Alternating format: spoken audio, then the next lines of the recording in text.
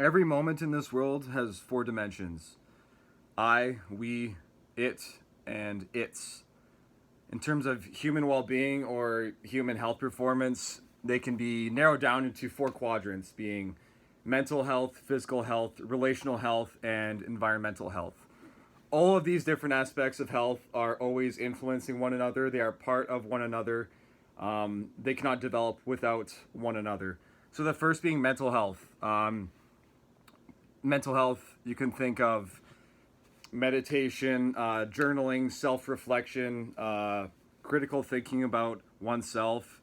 And really, there is a lot of clutter going on right now. There's a lot of mental clutter, there's a lot of physical clutter. Recently, with the whole virus situation going on. So, instead of focusing on all the BS, just do something that makes you happy. Whether that's reading a book, writing, take a deep breath, and just realize like you are right here, right now, just to really get your mind off of all the BS that's out there.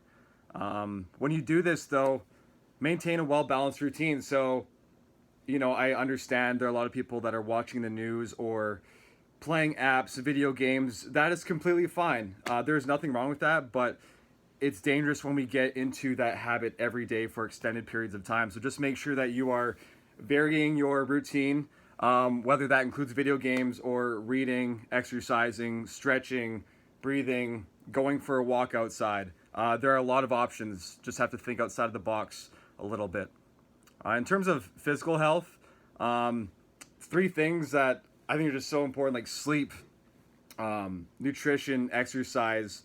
Like those three things we really do not focus on in our lives, the majority of us. So what a great opportunity. This is like a fresh start to really focus in on your sleep patterns, getting a good night's sleep, eating better food, a variety of better food, and just exercising, getting active, doing something enjoyable, get your heart rate up a bit. So when you go to relational health, like human connection is just like so powerful. 3-4 days ago, I left LA and said goodbye to some people I had known for 4.5 years, and it was just crazy how I had to get up and go. And the one thing that was the driving force coming home was being with my family, my friends, close by, and I just wanted to be in Canada.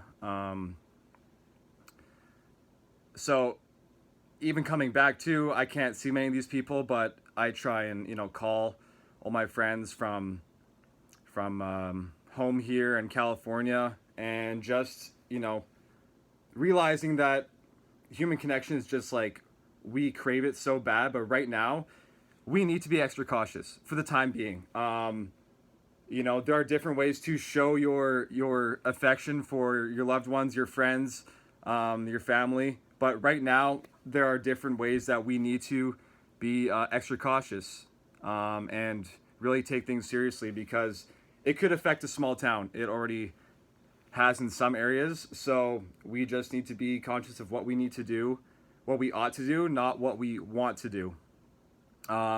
Environmental health. So you can think of the environment as your home environment. My home is the basement for the next 11 days. Also, my environment, though, outside, I have been going for walks just to stay, get my sunlight, which will help promote like my melatonin secretion at night, to help myself get a good night of sleep. So going outside, that's another environment. You can think of the environment as Spirit River, or Rycroft, Wanham, Woking, or the Peace Country in general. Those are all environments that we probably interact with. We obviously now interact with the global environments.